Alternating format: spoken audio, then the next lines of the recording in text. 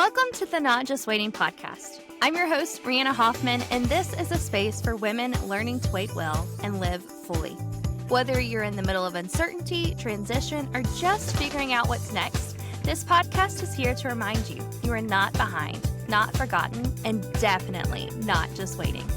Let's dig into truth, grow in courage, and hold on to hope together.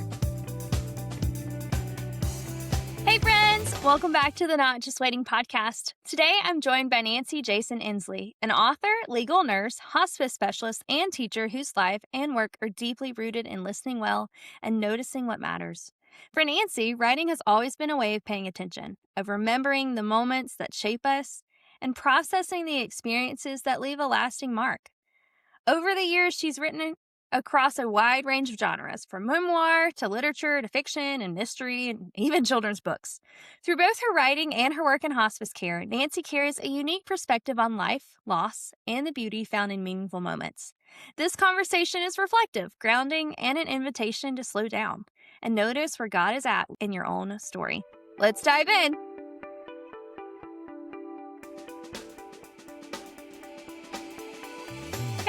Welcome back to the Not Just Waiting podcast. I am so glad you guys are here, and I'm so glad that I get to introduce you to Miss Nancy. We have already been giggling. She is so funny to me, and I cannot wait to share her with you. This is going to be a joy. Thank you. I hope. It'll be so fun. It will be fun. Yes, absolutely. This year on the podcast, we're talking about becoming because the podcast is called Not Just Waiting. And we know in seasons that we're waiting, we can do one of two things. We can sit on our couch and eat cookies and just wait, which is not super productive, sometimes fun, not super productive. And then there's another version of waiting, which is active waiting when we're doing something, whether that's talking to a friend, sending an email, writing a note, actually doing big work. But, we're not into the big work at the moment. The small things are what's working in the waiting season. Small things. So today we're going to chat about some of the ways that you have been becoming in your life. So can I ask you some questions? Yes, absolutely. Okay, perfect.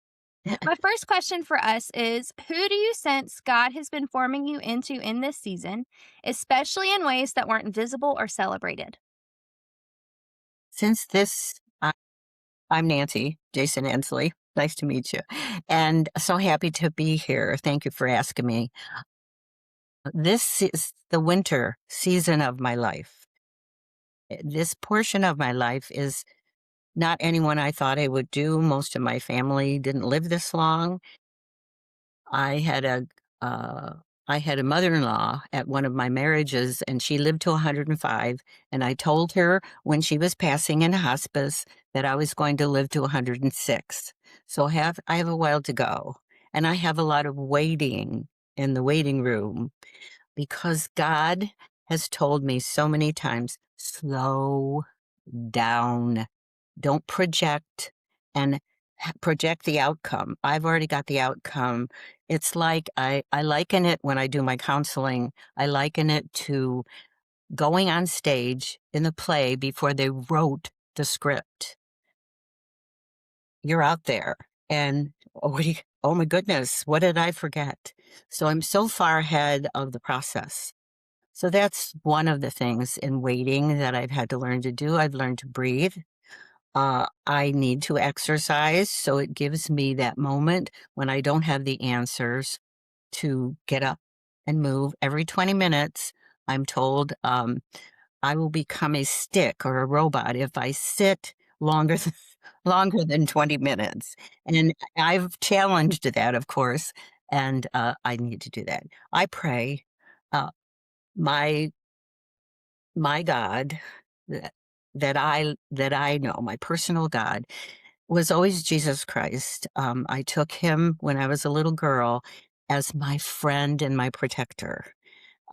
We went to Catholic church, Catholic school, very rigid, very, very structured. I had a very difficult childhood, difficult. So I wound up with PTSD and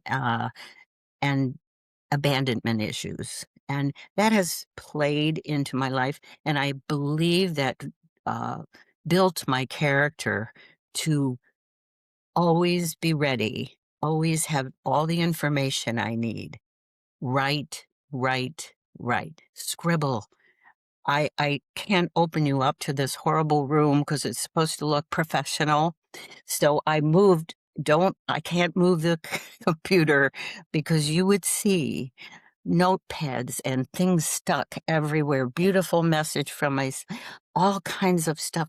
Even if my advice, if you want the advice, is to write. I have a journal, and I had a bad day the other day. I don't know what was wrong with me. I don't know. I was bound up or something, but I just wrote, wrote. When I read it, I waited a while and read it. When you read what you write, it's a lot different than what's in here and in here. A lot more of this, a lot more of that. And I haven't hidden my journals. I put them in a private place, but there are notes everywhere. And I write a book. My protagonists come awake between midnight and 3 in the morning. That's where I talk to them. My husband thinks I'm crazy because I'm talking. I said, you can't see them until you read the book. So that's really important to write because when you put it down, even if it's just a little note and you put it down on paper, I'm sure you've been through that. Notice something so that journaling helps. Waiting in this part of my life, I just had a counseling session with a young lady, and she's very controlling person, and she always feels like people do not like her. She's not worthy. That's her main deep, deep for many reasons. I said, you need to get rid of the little girl who's angry, frightened, lonely, fearful.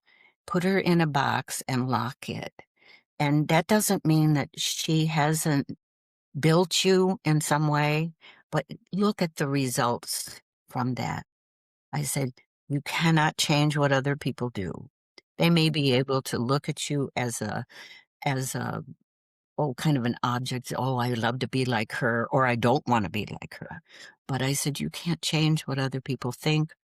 If you feel like someone's attacking you, then just back off. Don't try and over, over, overcome their thoughts. That makes a big difference. So when God says, Nancy, I've got a plan for you, I'm thinking, what do you have? I'm retired. Took me 3 times to retire from nursing. I love nursing, and there is disappointment in that too, and I'll tell you later what that is. But he says, I have something for you to do with your skills. You still have them, and I have at least 15 women of different ages and young people who come for counseling. They come to my house. We have coffee. I always have donuts and stuff to eat because I need a little sugar to keep their energy. And I get so much out of that, and I don't know where it comes from. I'm thinking my experiences, and I've never stopped learning. Don't ever stop learning. Oh my goodness, no. If you have a blah moment and you're feeling down or you're just not getting the answers that you need, you're on a path that you're not sure you should take. Should I take a risk or not? Just just pray, just think, read something, even something that means nothing to you. I wrote a sci-fi book. I had no idea what I was doing. My grandson said he had drawn a picture. He was a very good artist, and he was about 14. And I said, what is that? And he said, it's an alien. It's an alien, Grandma, and you need to write a book, a sci-fi. I said, well, I don't know anything about. There's stars up there and planets and ships and stuff. And he said, you start with that. Just start with that. And so I took the risk.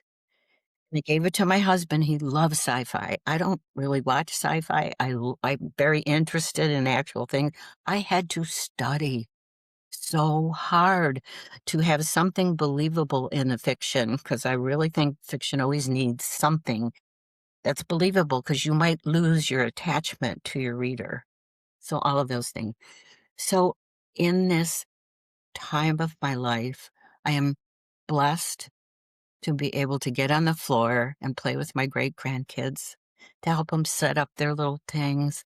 They laugh when I get up because it is odd, and I like them to laugh. I said, "You laugh at grandma as much as you want. I'll join with you because it is funny."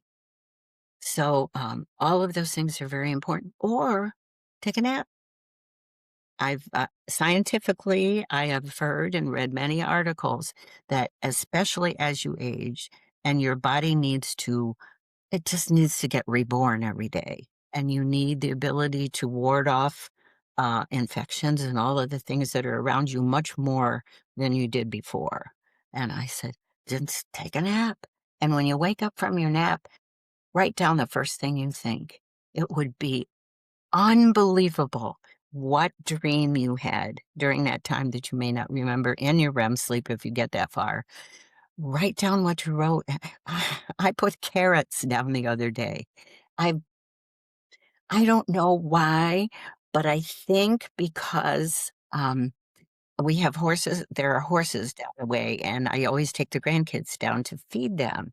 And usually I bring apples and carrots, and I didn't have any apples or carrots. So we had to pick dandelions or anything that was around where the horses are. And the people that own them say, it's just fine. You go ahead and do what you want.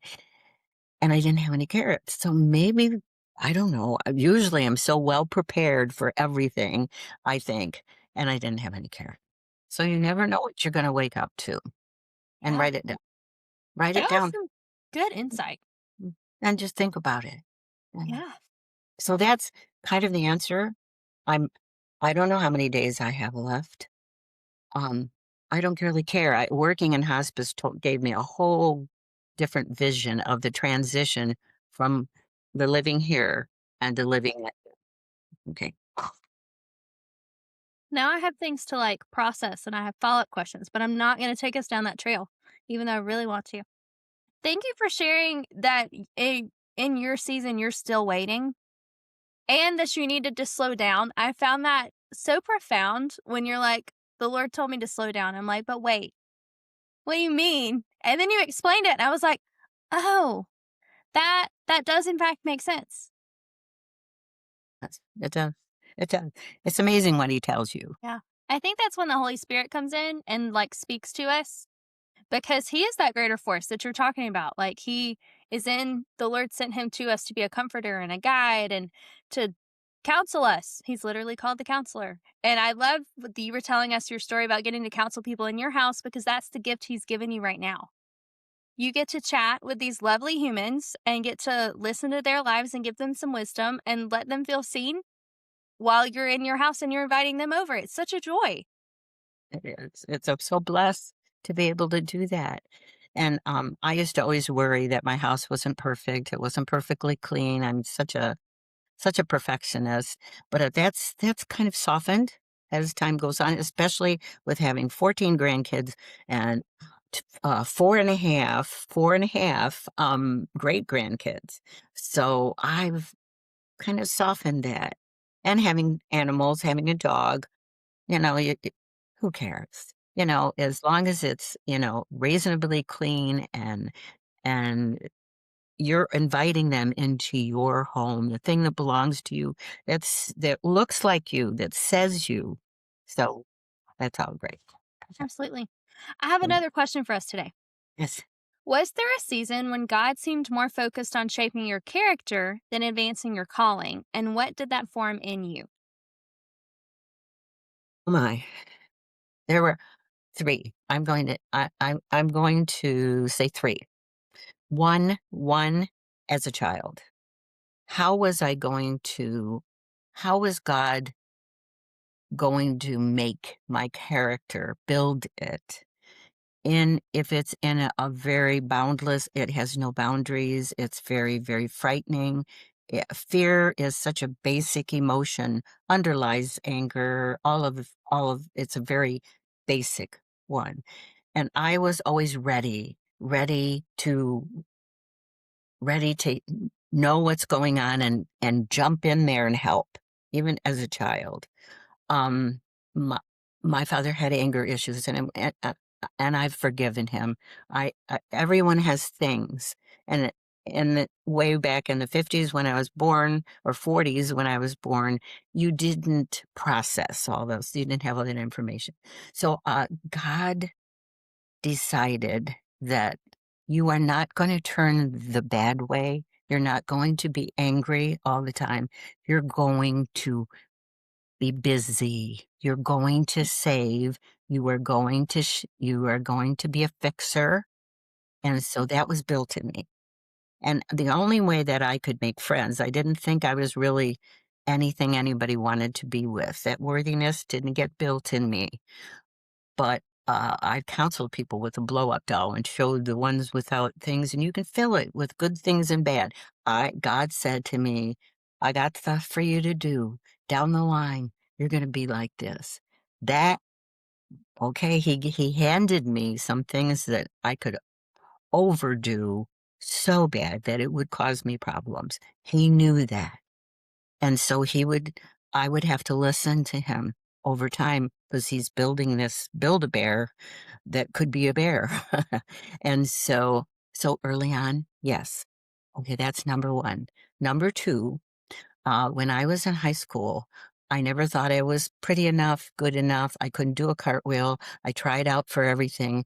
Uh, um, I always was guided to be a leader, and I never felt I was anything worth to do that. Somehow I wound up being the head of literary society, all kinds of things. Uh, Future Nurses of America. I wasn't going to be a nurse. I was going to be a doctor. Much more important. I had to be very important. Okay, so I was going to be a physician. I decided that. But I also loved I had an amazing literature teacher. No one liked her. She was very stoic. She was college level, and you had to be accepted in this class. And she's had a huge podium with a big book on it. Or it was her dictionary. She said, "You will be in this class. You have no excuse to leave. If you have to go to the bathroom, better do it now." She said, "Because you will be in this class and you will learn. Otherwise, you'll leave and you won't come back." She was amazing. I got to thank her many years later. She taught me about how powerful the word is, how Mhm. how you can how your body language and how you say things. So all that. Okay. That started wondered if I could write. Mhm. So I tried out, took a risk, tried out for the newspaper, our little newspaper, and got to do that. And loved it, and I felt comfortable in it, even though I was frightened. Okay, Mhm. so he did that. Got a scholarship to go to Ohio State to be a physician. That was my goal. I don't know if I had the right reasons to do that. Yes, I was a caretaker, but I wanted to have power, and I didn't think anything less than that would have power.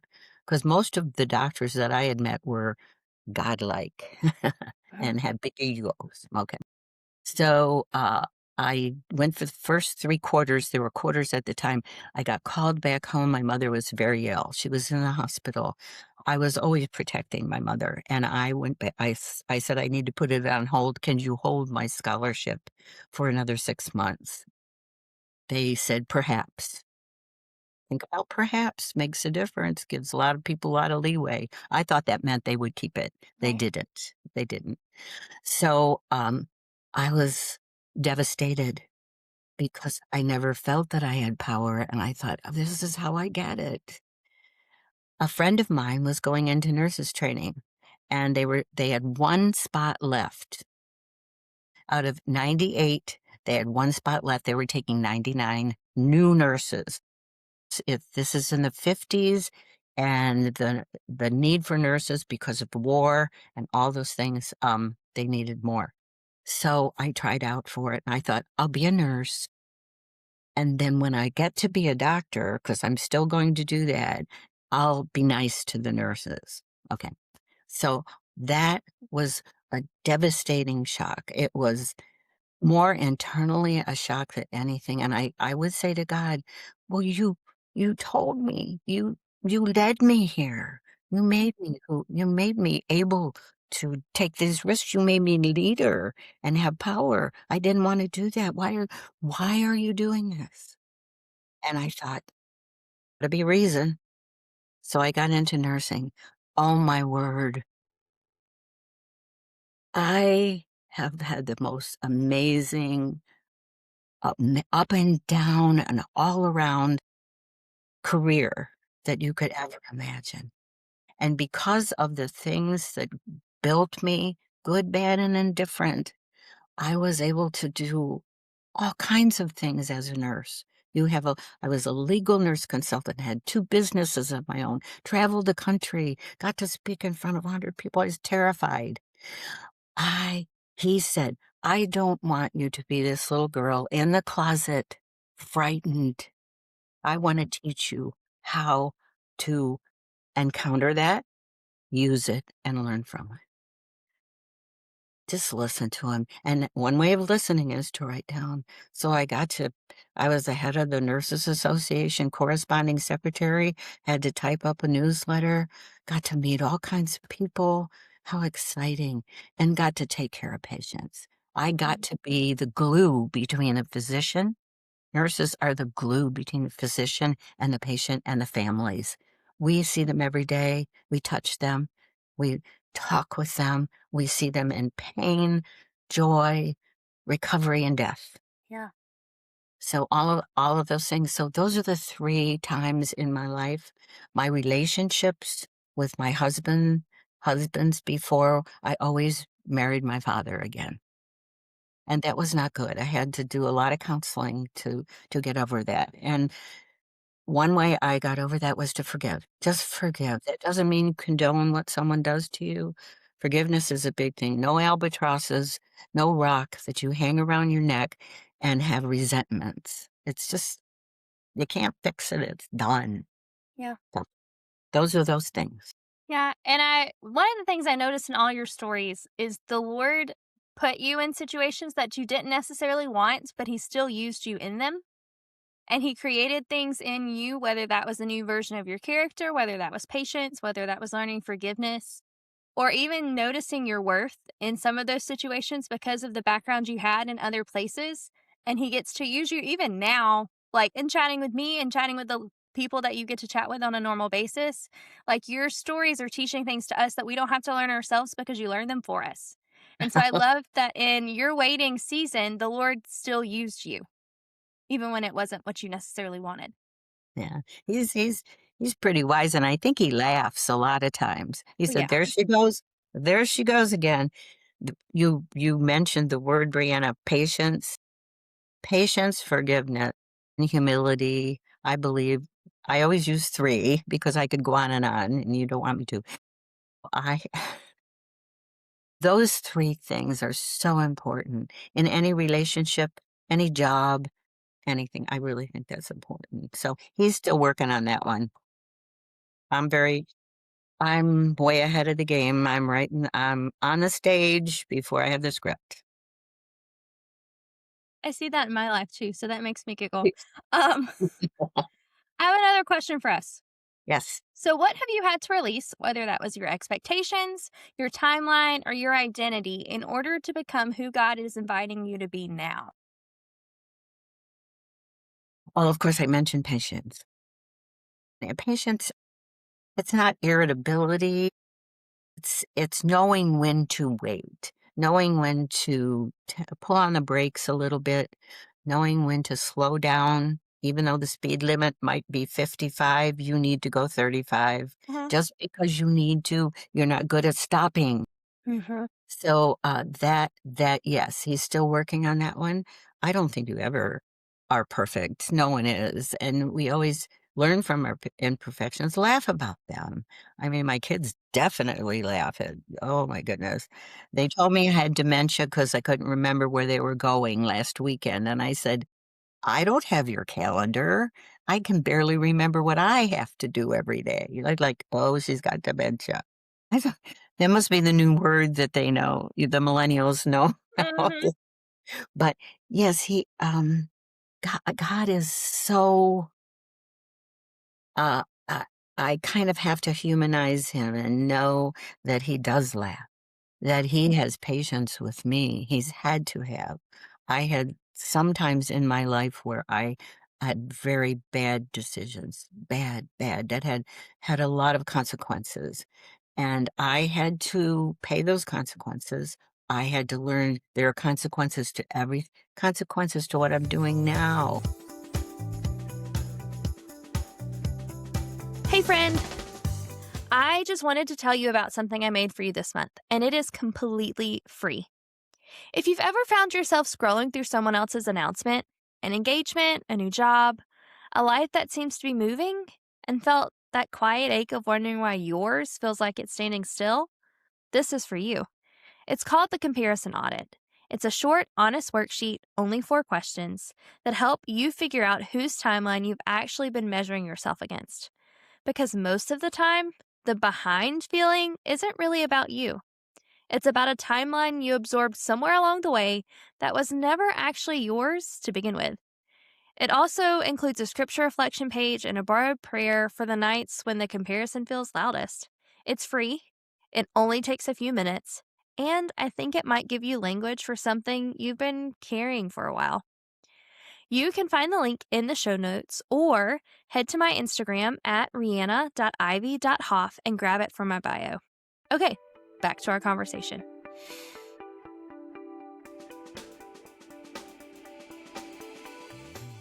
So I think that is another way that he's giving me patience and allowing me to learn something that's very foreign to me. Of course, I use the computer to write my books and to look up and to research. And now I'm doing some ghostwriting, quite a few of those. And that is a whole different part of being an author. It's kind of your backup team. Then you have someone over here that wants to tell you a story that's ancient, hours and hours and hours. So I've had to say, I have 2 hours today. Tell me the most important thing you need to tell me about your life. It's a memoir. So I've done 5 ghostwriting. I'm learning about that. It's really that's another thing that God's given me the ability to do, to have the faith that I can I can put the brakes on someone else Mhm. without feeling, I'm not, "Oh, I need to be tender." No, I'm sorry. I need you to look at me here and listen. Yeah. So all that. So yes, he never stops teaching, never stops whispering. I need to listen. Hearing is different. I hear you, but to listen to you, see your facial expression, see what's behind you, what does that say? And how you talk to me and your smile and your laugh.